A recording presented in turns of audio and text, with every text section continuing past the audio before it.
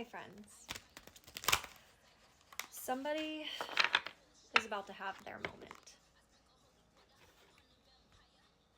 Somebody is about to have their moment.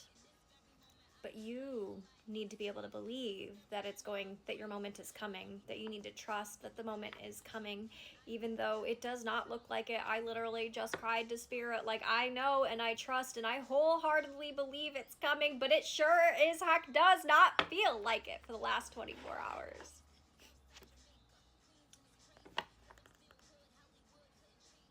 When we're struggling to believe in miracles or strange things, it makes it much harder for us to follow the signs, follow our curiosity, because we're so busy trying to convince ourselves to believe, or like arguing with ourselves.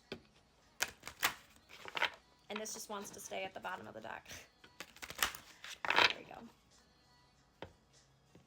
Interesting. This moment, I just feel so alive.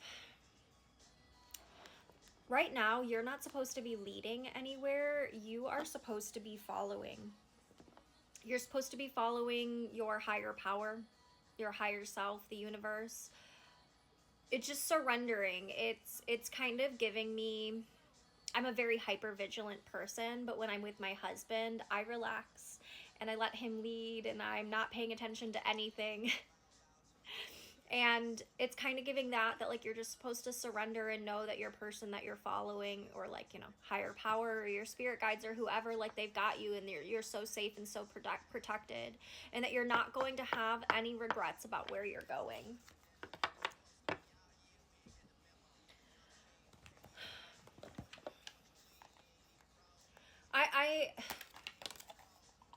This energy is heavy. Ace of Wands, friends. This energy is heavy, and this might just be my energy, but like, it's exhausting.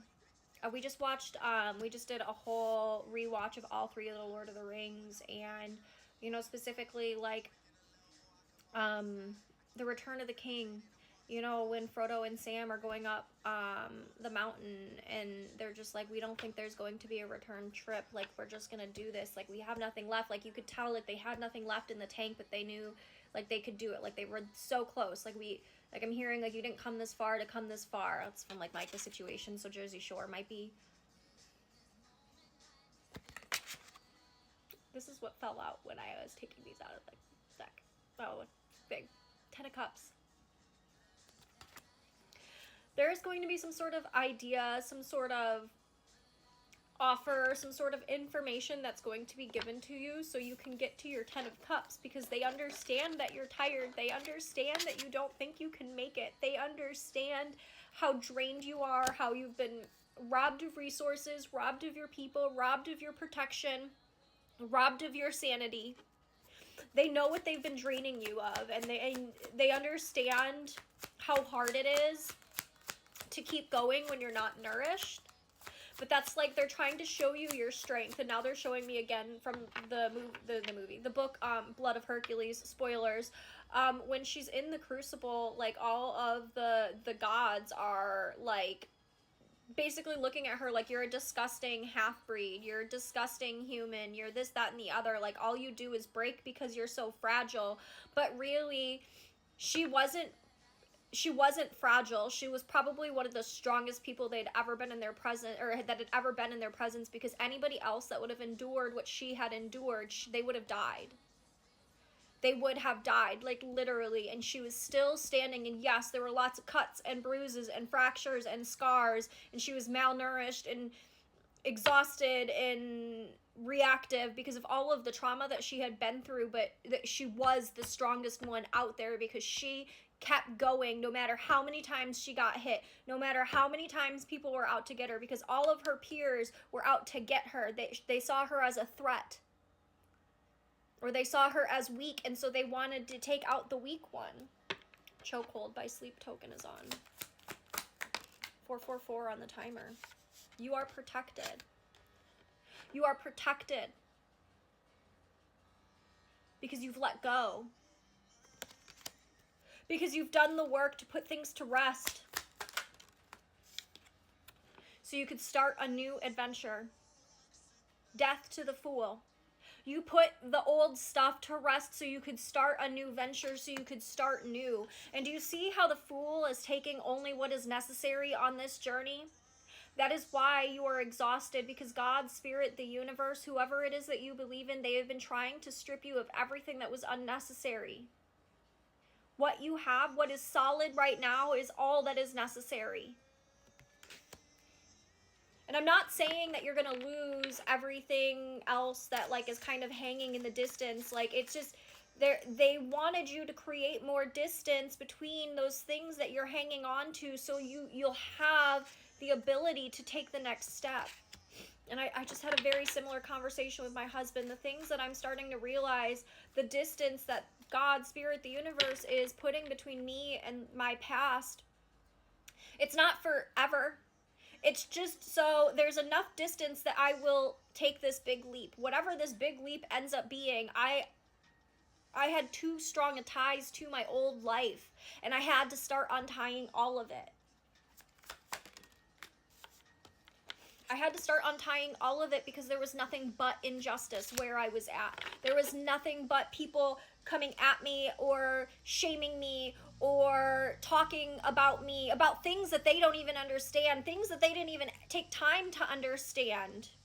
And because nobody took time to understand you and what it was that you were experiencing and why it is that you were moving the way you were,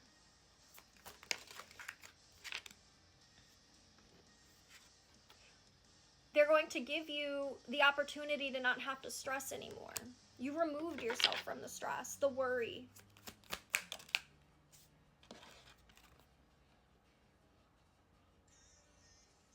This fell out sideways. It's kind of giving the energy of, even though you don't have concrete clarity, you have enough clarity that you have enough information to do with that what you will.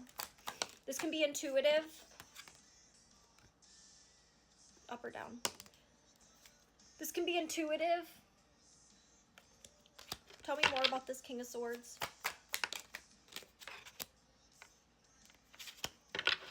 One more. This King of Swords is going to come in and bring you balance. Somebody that is stable and strong.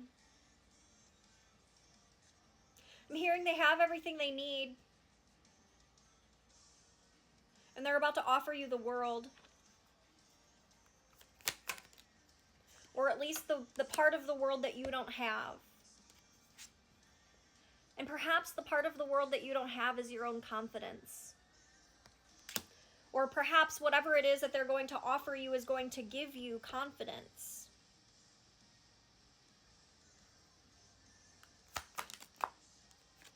You've got me in a chokehold. You've got this King of Swords in a chokehold. Wheel of Fortune. I've never noticed up here. It's giving me Egyptian vibes, like ancient Egyptian. And then with the two scythers, I don't know what they're called. Scyther is a Pokemon. These two thingies that